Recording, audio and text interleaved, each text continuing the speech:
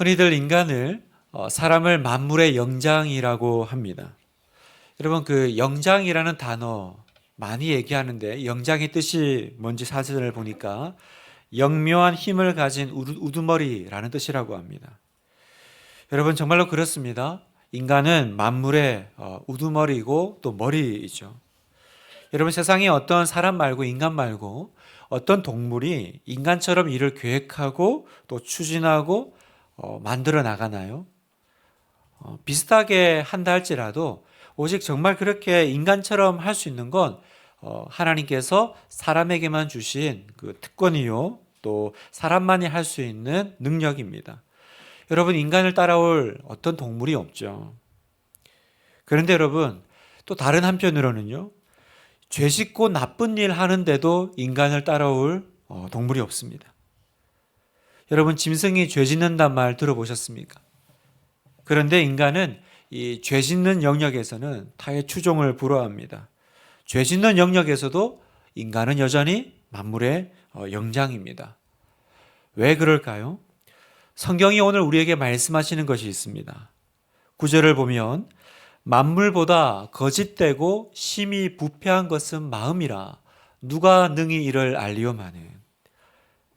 왜 만물의 영장인 사람이 또 이렇게 죄 짓는데도 이렇게 능할까? 왜 이렇게 항상 앞서갈까요?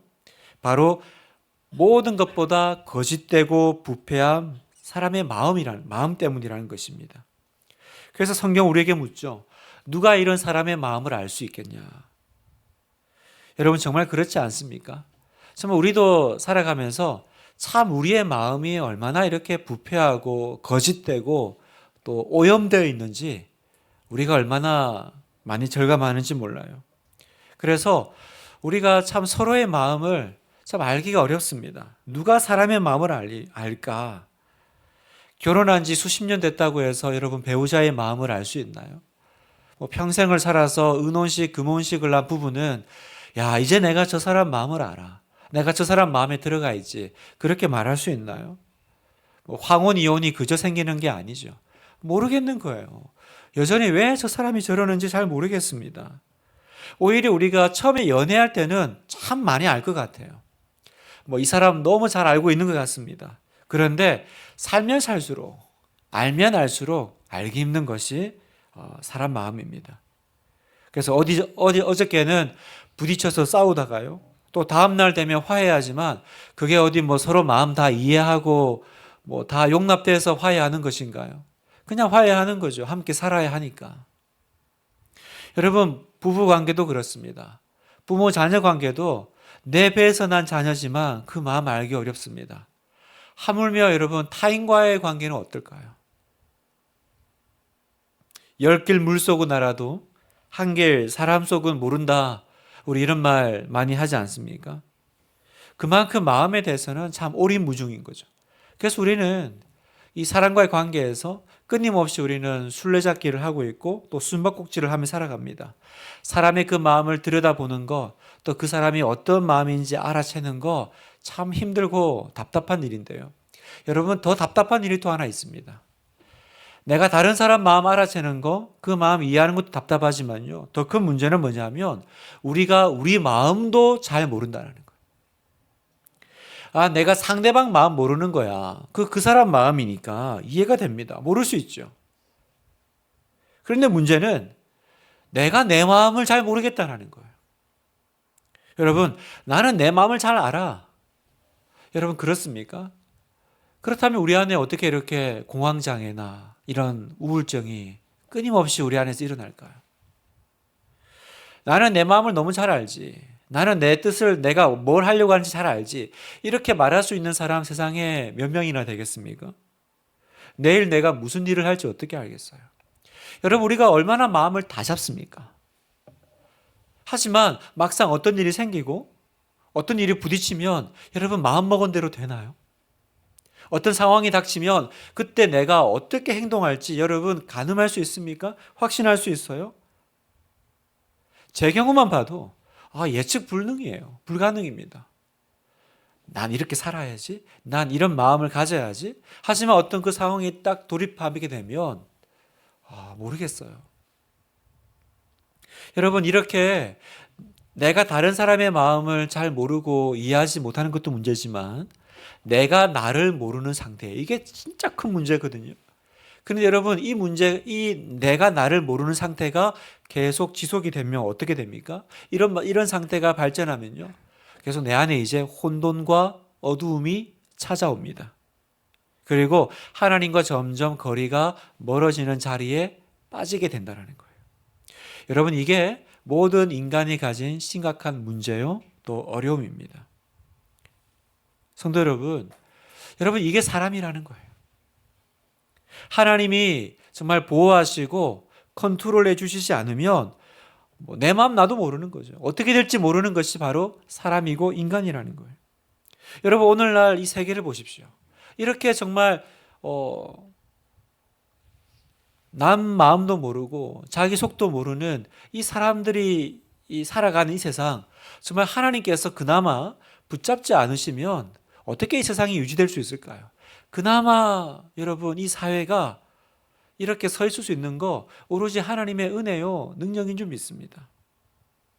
자, 문제는 이제 우리가 이 마음을 잘 모르고 내가 스스로 잘 알고 착각하며 살아가는 건데요, 이게 또 참 문제죠. 내가 내 마음을 모르고 내가 알고 있다고 착각하며 살아가는 그 상태가 계속되면 어떻게 된다고요? 혼돈과 어두움의 자리에 빠지게 된다는 거예요. 자기가 하면서 자기가 지금 무슨 길을 가고 있는지, 무슨 말을 하고 있는지 잘 모른다는 거예요. 오늘 우리가 읽은 본문의 이스라엘 백성들이 꼭 그와 같습니다. 당시 예레미야 선지자는요, 계속해서 하나님의 말씀을 받고 이스라엘 백성들에게 얘기합니다. 이렇게 살면 안 됩니다. 하나님의 백성 여러분, 이렇게 신앙생활하면 반드시 망합니다. 하나님이 망한다고 말씀하셨습니다. 그런데 이스라엘 백성들이 어떻게 해요? 그 말씀에 어떻게 반응합니까? 전혀 무감각하게 반응합니다. 회개하고 삶을 돌이키지 않으면 이방 나라의 포로로 잡혀가 치욕스럽고 부끄러운 삶을 살게 될 것입니다. 얘기하지만 꿈쩍도 하지 않아요. 왜요? 자기가 알고 있다고, 내 상태를 알고 있다고 착각하는 거죠. 그래서 예레미야가 이렇게 막 말을 하면 이스라엘 백성들이 어떻게 말을 하냐면, 아니야 라는 거. 아니야. 야, 우리가 서 있는 이 땅이 어떤 땅이야? 이거 우리가 그냥 얻은 땅 아니야. 하나님께서 우리 조상들을 이집트에서, 애굽에서 구원하시고 약속으로 주신 땅이잖아. 그 약속을 얻은 땅에서 우리가 쫓겨날 리가 있어? 우리가 이 땅 벗어날 일, 우리가 이 땅에서 도망갈 일 절대로 일어나지 않을 거야. 우리는 절대로 망하지 않아. 하나님은 아브라함을 불러서 축복하셨어. 우리가 누구야? 아브라함의 후손이잖아. 그러면 우리도 축복의 민족이지. 세상의 모든 민족 가운데 우리야말로 특별히 선택받은 민족인데 하나님이 우리를 버리실 리가 있어? 하나님이 우리를 놓치실 리가 있어? 저 거짓말이다. 이러면서 오히려 더 득이양양했던 것입니다. 성도 여러분, 이 이야기가 뭐가 문제겠어요? 하나님을 잘 믿고, 그죠? 신앙생활을 잘 할 때 이렇게 말하는 건 정말 믿음의 고백이죠. 그때 이렇게 말하는 건 세상 살아가는데 도움이 됩니다. 힘이 됩니다. 이런 믿음의 긍지를 가지고 있고 하나님의 백성의 긍지를 가지고 있다면 이 세상을 하나님의 자녀로 강건하게 살 수 있습니다. 그러나 문제는 이 말을 하는 내가 어떤 상태예요? 하나님에 대한 살아있는 믿음이 전혀 없고 하나님과의 교제에 거리가 생긴 사람이 이런 말을 지금 하고 있다는 게 문제입니다. 그럼 이건 뭐예요? 그냥 핑계죠. 자기 상태에 대한 합리화일 뿐입니다. 아내가요, 예배생활 등한시하고 예배생활 잘 못하는 남편에게 당신 나 너무 걱정돼. 계속 이렇게 예배 빠지고 이렇게 엉터리 신앙생활 하다가 나 너무 걱정돼. 큰일 날 것 같아. 그러면 남편들이 어떻게 얘기해요? 걱정하지 마. 나 예수 믿어. 나 예수 믿어. 누구든지 주의 이름을 부르는 자는 구원을 얻으리라 하셨어. 괜찮아. 여러분, 이렇게 말한다면 여러분, 이건 믿음이 좋은 걸까요? 아니면 좀 맹신이 심한 걸까요? 지금 무슨 말이냐면 이스라엘 백성들이 꼭 이렇게 반응한다는 거예요.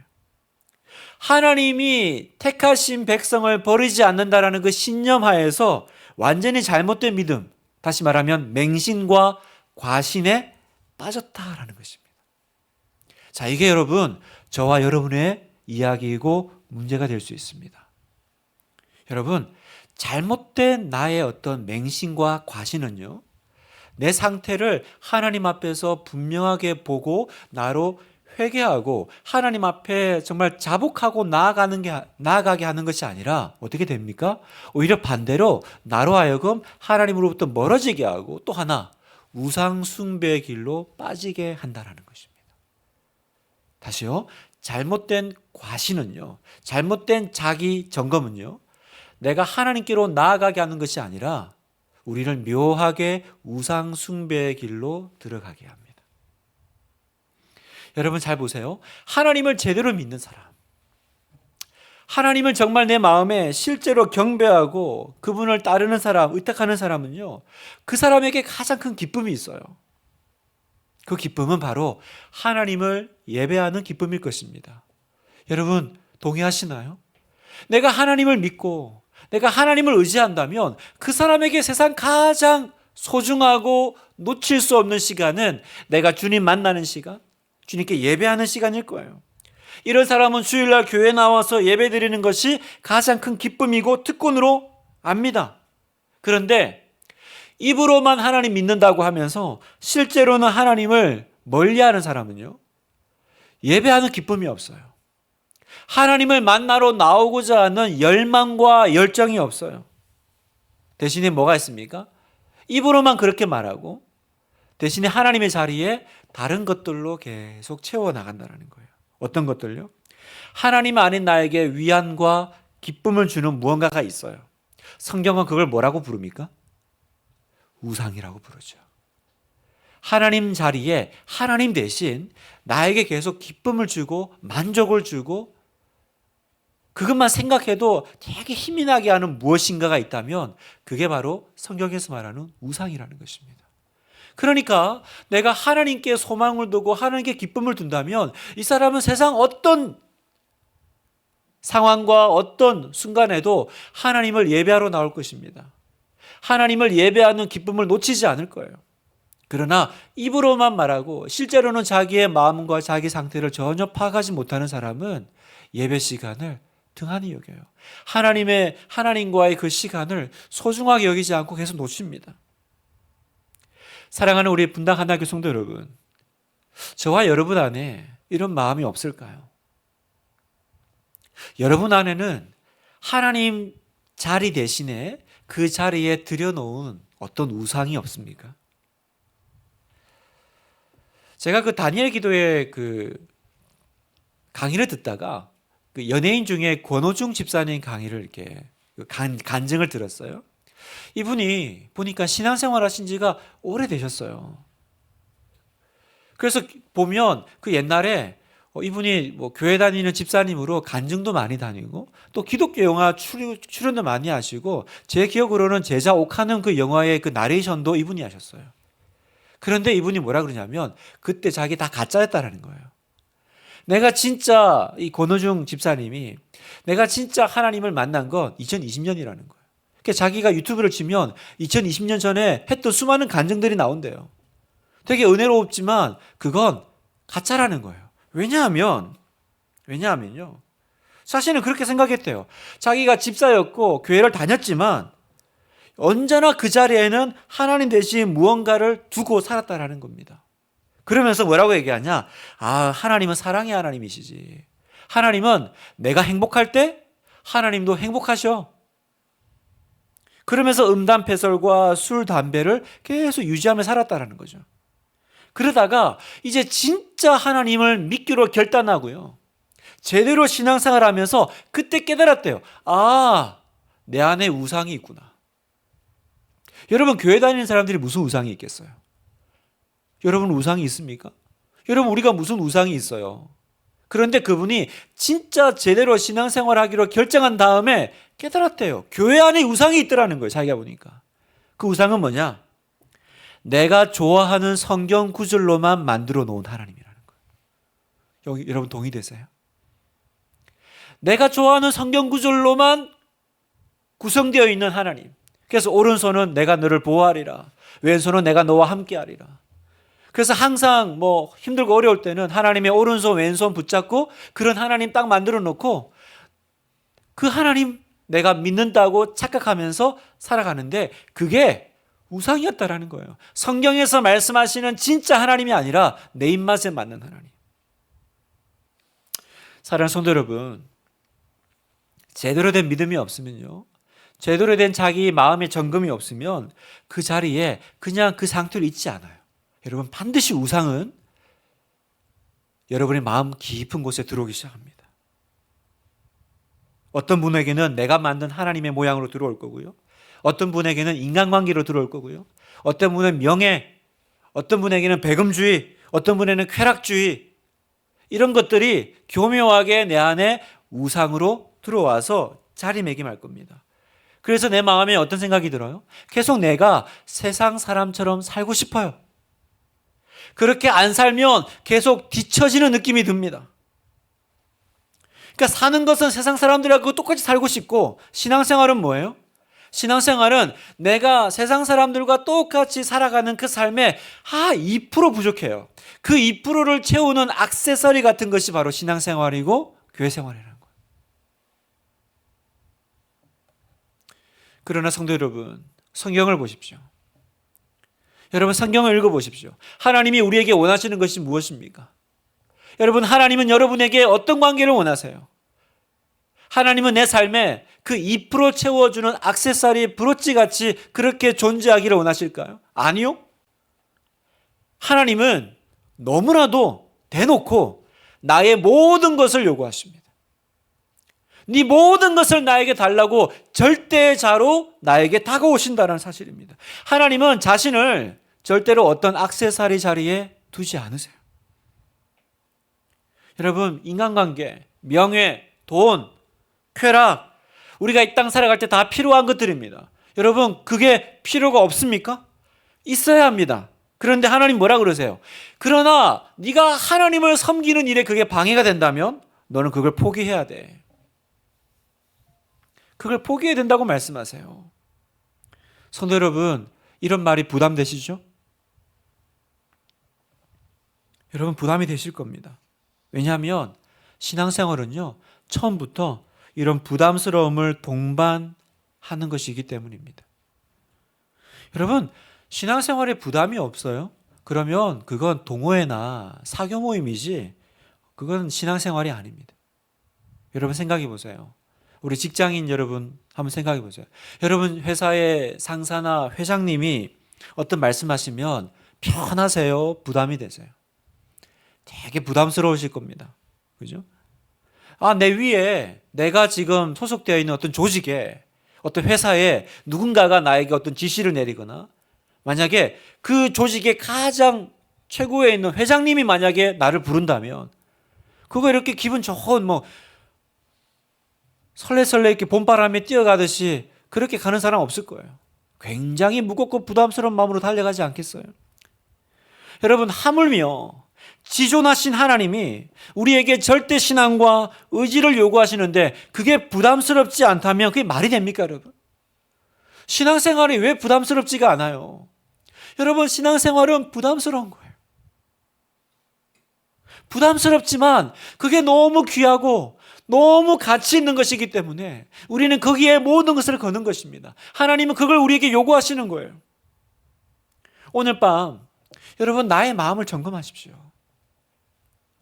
여러분, 나의 신앙을 점검하십시오. 제가 어저께 우리 한 남자 다락방 신방을 가서 마지막에 그렇게 물었어요. 제가 이제 한 분씩 다 이제 요즘 근황을 물었거든요. 요즘 뭘로 바쁘세요? 회사 생활은 어떠세요? 그러니까 막 자기 바쁜 얘기들 엄청, 이렇게 연말도 얼마나 바쁘세요? 너무 정신없고 피곤하시죠? 그런 집사님들에게 제가 물었어요. 그런데 여러분은 올해 하나님과 얼마나 친밀해지셨습니까? 제가 물었습니다. 한 분씩 다 물었어요. 요즘 신앙생활은 어떠세요? 요즘 예배 생활은 은혜 받고 계세요? 집사님은 올해 하나님과 얼마나 더 가까워지셨습니까? 얼마나 더 친밀해지셨습니까? 제가 여기 계신 여러분에게도 묻고 싶어요. 사랑하는 우리 성도 여러분, 여러분은 올해 하나님하고 얼마나 친밀해지셨나요? 여러분 마음속에 한번 답해 보십시오. 세상에서 우리는 내 인생에 영향력 끼치고 중요한 분들 얼마나 관계 소중하게 여깁니까? 우리는 거기에 모든 걸 투자합니다.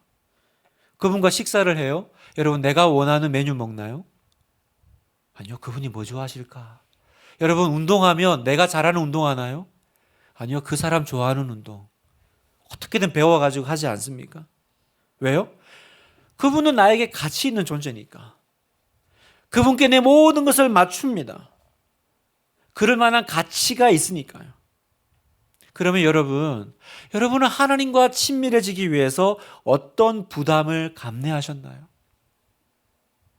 여러분은 하나님과 또 가까워지기 위해서 어떤 부담감을 감내하고 계세요? 여러분 신앙생활이 부담이 안 된다고요? 그러면 여러분 그 신앙생활이 정말 여러분에게 가치 있고 소중하고 영광스러운 것이 맞나요?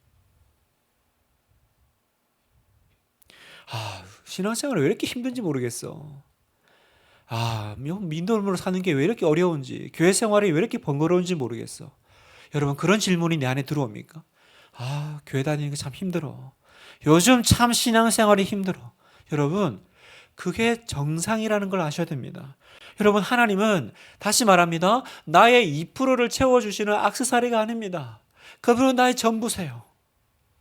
나에게 모든 것을 요구하십니다. 그분은 내가 만든 하나님이 아니라 절대자 하나님이십니다. 그 하나님 앞에 정직하게 내 마음을 돌아보시고 내 마음을 점검하십시오. 신앙생활 절대 만만하게 가지 마십시오. 절대 만만하게 가지 마십시오. 내 모든 걸 걸어 그것을 취하십시오. 간절히 사모하십시오. 신앙생활 시간 남을 때 하는 여가생활 아닙니다. 어떤 목사님이 그러시더라고요. 한 번은 이렇게 그 구국기도회를 했대요. 나라가 하도 힘들어가지고 하나님 이 나라 불쌍히 여겨달라고 살려달라고 하는데 그 이제 몇 주째 구국기도를 하는데 평소에 기도회를 잘 안 나오는 남자 집사님이 이렇게 들어오시더니 기도도 안 하는 분이 그렇게 뜨겁게 기도를 하더래요. 그래가지고 기도회를 인도하면서 참 귀하다. 다른 것도 아니고 구국기도회 나라를 위한 기도인데 저 평소에 다시 봤네. 저분 기도가 살아있는 분이네. 그런데 어느 날 이분이 목사님 찾아와가지고 목사님 제가 기도 응답을 받았다라는 거예요. 그게 무슨 얘기입니까? 그랬더니 이분이 사실은 구국기도에 와가지고 나를 위해서 기도한 게 아니고 자기 사업 위해서 기도했는데 하나님께서 그 사업을 이렇게 잘 풀어주셔가지고 이분의 기도 응답을 받았다는 거예요. 목사님이 그 얘기를 들으면서 이 통성기도 믿을 거 아니구나. 앞에서 무슨 기도 제목을 던져도 성도들은 자기 기도하고 앉아 있는 거예요. 설마 여러분은 그러지 않으시겠죠? 앞에서 우리 이제 이어서 우리 교육자 나와가지고 나라를 위해서 교회를 위해서 기도하는데 무슨 기도 제목을 던져도 열심히 기도하는데 알고 보면 자기 기도만 하고 있는 그런 일은 없겠죠. 그래서 한편으로는 되게 씁쓸했대요 목사님이. 근데 씁쓸한데 다른 한편으로는요 하나님께서 마음에 그러시더래요. 이게 기도 아니겠니? 이게 기도 아니겠니? 무슨 기도 제목이 던져도 하나님 저 이거 주세요. 나라를 위해서 기도 제목을 해도 하나님 저 이거 주세요. 교회를 위해서 기도 제목 던져도 하나님 저 이거 주세요. 마치 뭡니까? 그 세숫대야에 물 받아 놓고 그게 그냥 코 박고요. 막 숨 못 쉬면 죽을 것 같은 그 간절함을 가지고 하나님 저 이거 안 주시면 죽습니다. 그 뒤에서 막 불같이 기도하는 여러분 우리 안에 오늘 밤 정말 내가 주님을 간절히 원합니다. 나 주님 신앙생활 여가생활로 하는 거 아닙니다. 저 여기에 모든 것을 겁니다. 여러분 그런 우리 안에 간절함이 있다면 하나님은 그 사람 주목하실 줄 믿습니다. 하나님은 그 기도 주목하실 줄 믿습니다. 이 마음으로 우리가 하나님 앞에 나아갈 때 우리의 심령에 회복의 역사가 일어날 줄 믿습니다. 자, 여러분 성경을 보니까 하나님은 우리의 모든 숨겨진 것을 다 아신다고 말씀하세요. 여러분 부모님들은 다 알죠. 어린애들이 아이들 키울 때 거짓말 하려고 하면 딱 보이잖아요. 하나님도 우리의 모든 것들을 다 아신대요. 10절을 함께 읽겠습니다. 시작. 나 여호와는 심장을 살피며 폐부를 시험하고 각각 그의 행위와 그의 행실대로 보응하나니. 나 여호와는 심장을 살피며 폐부를 시험하고. 자, 여기 보세요. 심장을 살핀다라는 것은, 이 심장은요, 오장육부 중에 그 신체 기관인 심장을 말하는 것이 아니라 우리의 모든 전인격과 전 존재를 뜻하는 거예요. 다시 말해서 하나님은 네 심장을 살핀다는 말은 너의 모든 인격과 너의 모든 그냥 속속들이를 다 보고 조사하고 알고 계신다라는 겁니다. 조사하신다라는 거예요. 나는 네 심장을 들여다보고 있어.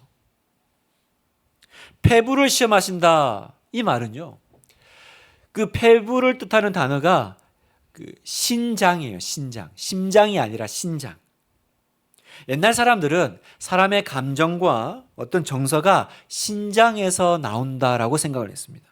그러면 하나님이 폐부를 시험하신다는 건 뭘까요? 하나님이 우리의 생각, 우리의 느낌, 감정, 희노애락까지도 다 테스트하고 보신다라는 거예요. 그래서 다윗은 이렇게 고백했습니다. 시편 139편에 여호와여 주께서 나를 살펴보셨으므로 나를 아시나이다. 주께서 내가 앉고 일어섬을 아시고 멀리서도 나의 생각을 밝게 아시오며 나의 모든 길과 내가 눕는 것을 살펴보셨으므로 나의 모든 행위를 익히 아시오니 여호와여 내 혀의 말을 알지 못하시는 것이 하나도 없으시니이다.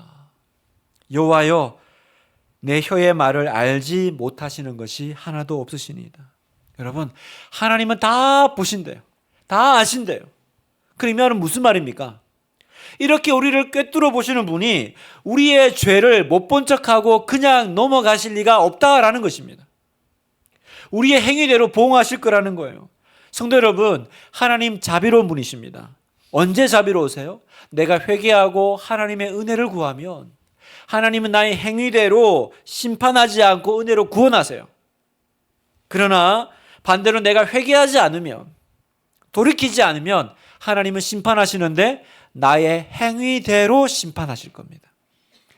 나를 구원하실 때는 행위대로 하지 않고 은혜로 구원하세요. 그러나 내가 회개하지 않으면 하나님은 그때부터 내 모든 것을 아시는 하나님께서 내 모든 행위대로 나를 심판하실 거라는 거예요. 여러분, 얼마나 무섭습니까? 얼마나 두려워요. 여러분 안에 이 두려움과 이 경외함이 있습니까? 사람들이 모른다고 괜찮습니까? 들키지 않아서 괜찮은 거예요? 누가 사람의 마음을 알리요? 이렇게 말했지만 하나님은 아신다라는 거예요. 아실 뿐만 아니라 심판하십니다. 그래서 오늘 17장에 보면 하나님이 그 돌이키지 않고 그 마음을 하나님 앞에 온전히 가져오지 않는 사람을 심판하시는데 세 가지 양상으로 심판하시겠다 말씀하세요. 자, 이게 뭔지 들어보세요. 첫 번째, 하나님은 나의 이 우상 숭배하는 것을 철저하게 척결하실 것입니다. 여러분, 나에 대한 잘못된 과신은 우상 숭배로 빠져간다 그랬잖아요. 그래서 하나님은 하나님 백성의 그 우상 숭배를 결단코 그냥 두지 않으세요. 자, 3절을 한번 읽겠습니다. 시작. 들에 있는 나의 산아, 내 온 영토의 죄로 말미암아 내가 내 재산과 내 모든 보물과 산당들로 노략을 당하게 하리니. 여러분, 지금 보세요. 이스라엘 백성들이 지금까지 믿고 의지했던 것이 무엇입니까? 여러분, 이 사람들 하나님 안 믿는 사람들 아닙니다. 그런데 문제는 뭐냐면 하나님 믿지만 하나님만을 믿지는 않았어요. 하나님만을 절대자로 의지하지 않았습니다. 하나님도 의지하고 세상이 의지하는 것들도 나도 의지하는 이 양다리 신앙. 여러분, 이 양다리 신앙은요, 반드시 우리 안에 우상을 불러들입니다. 내가 세상 사람들처럼 살려고 애쓰고 세상에서 말하는 그 가치를 쫓아가려고 하니까 어떻게 돼요? 돈이 필요하죠. 그래서 이스라엘 백성들은요, 어떤 방법으로든 재산을 늘리기 시작했습니다. 세상의 보물을 챙기고 세상 사람들이 효험 있다라고 하는 그 신도 함께 섬겼어요. 그러자 하나님 뭐라 말씀하세요? 내가 내 백성의 이 우상 숭배를 척결하겠다라고 말씀하세요. 5절, 여호와께서 이와 같이 말씀하시니라. 무릇 사람을 믿으며 육신으로 그의 힘을 삼고 마음이 여호와에게서 떠난 그 사람은 저주를 받을 것이라.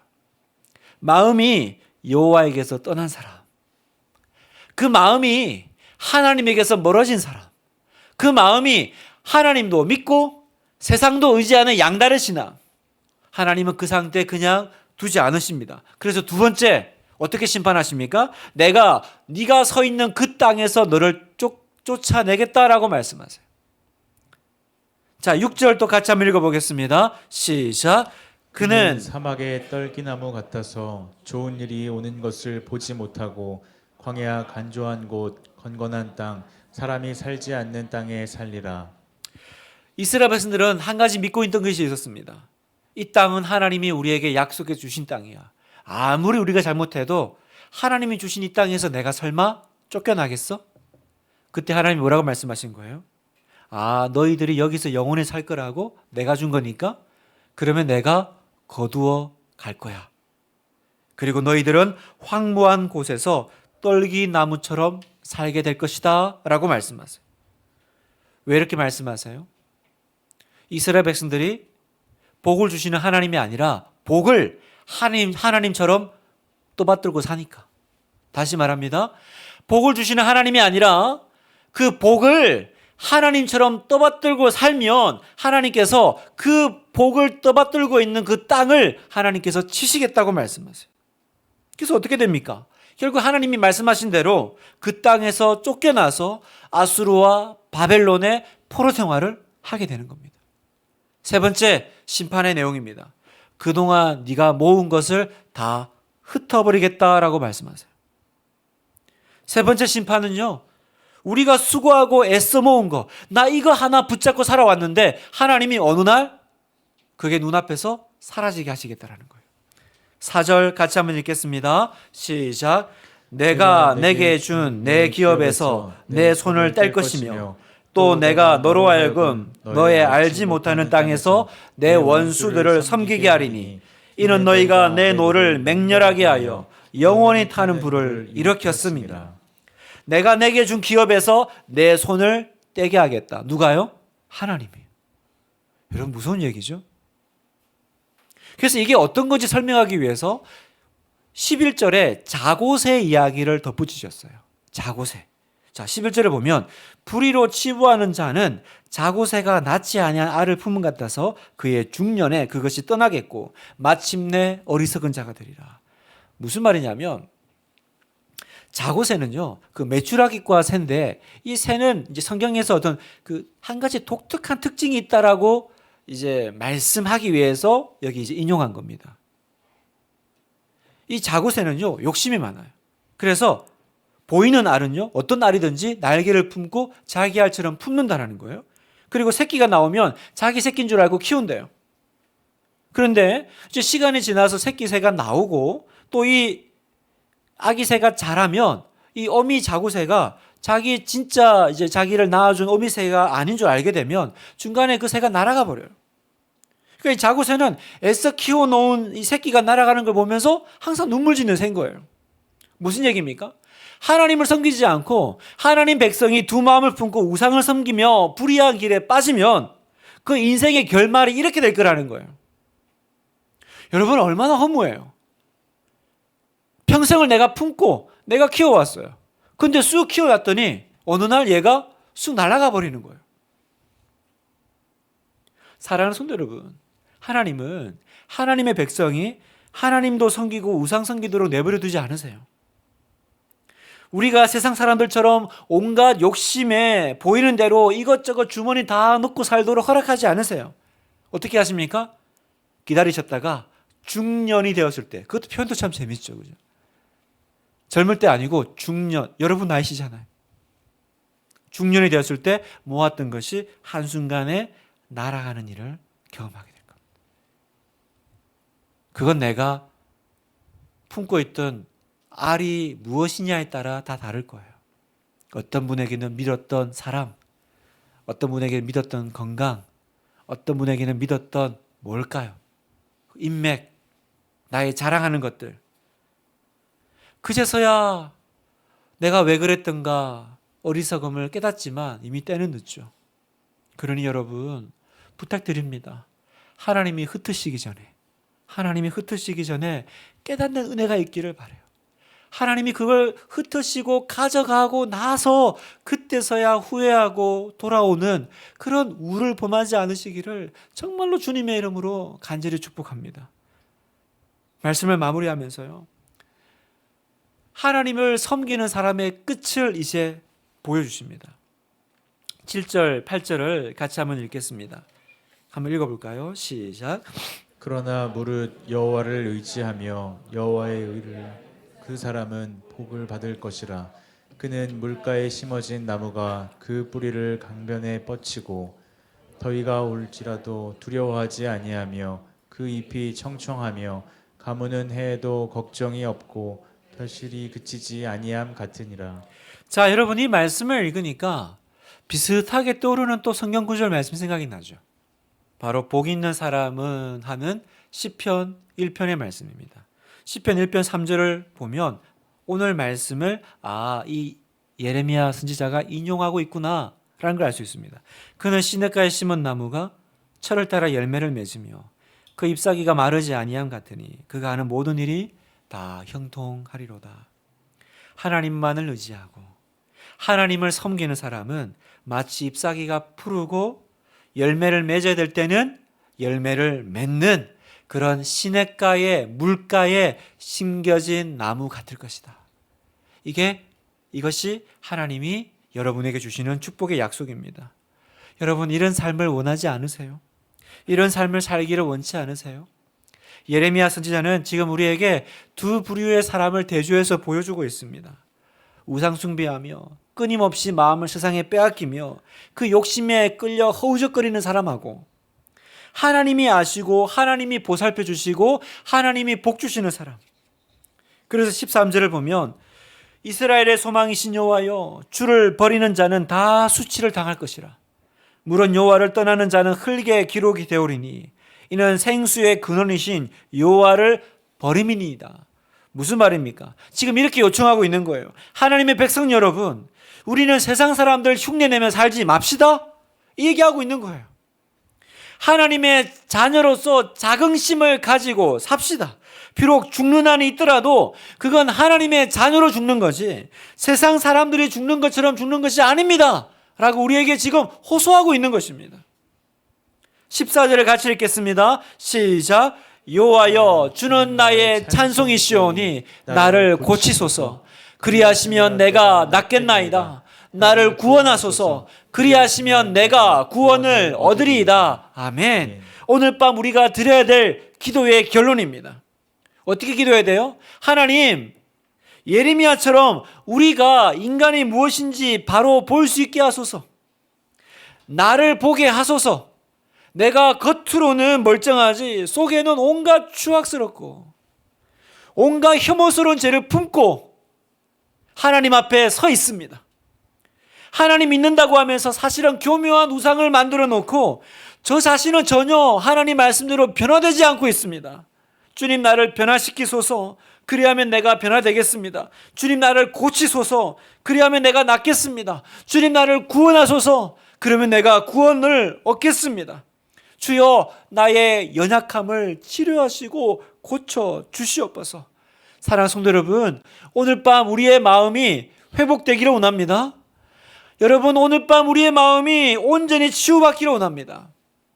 주님께서 여러분의 겉과 속을 완전히 뒤집어 주시기를, 스스로 속고 있다면 오늘 밤 주님 앞에서 그 모든 것들이 낱낱이 드러나서 치유되는 역사가 일어나기를 축복합니다.